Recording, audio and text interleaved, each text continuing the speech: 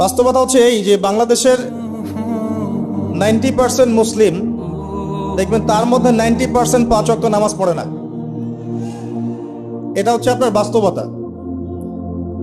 বাংলাদেশের যে কোনো মাহফিলে যাবেন একটাই স্লোগান আমি শুনেছি, আল কোরআনের আলো ঘরে ঘরে জ্বালো। সুন্দর কথা, কিন্তু আপনি খেয়াল করে দেখবেন ম্যাক্সিমাম পরিবারেই কোরআনের আলো জ্বালার মতো কোনো মানুষ নাই। আপনি জরিপ করে দেখবেন যে 90% মুসলিমের মধ্যে কতজন মানুষ বিশুদ্ধ করে কোরআন তেলাওয়াত করতে পারে।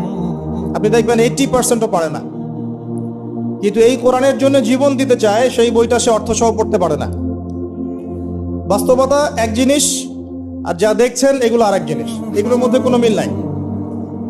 এগুলো বাস্তবতা। যারা নামাজ পড়ে 5 ওয়াক্ত তাদের মধ্যে কতজন জামাতের সাথে নামাজ পড়ে সেটাও একটা বিষয়। এখানে গিয়ে পার্সেন্টেজ আরো কমে যাবে। যারা নামাজি ব্যক্তি তাদের মধ্যে কতজন রিজিক হালাল এটা আরেকটা বিষয়। ঘরে ঘরে ঘুরে দেখবেন যে বেশিরভাগ মানুষের রিজিক হারাম।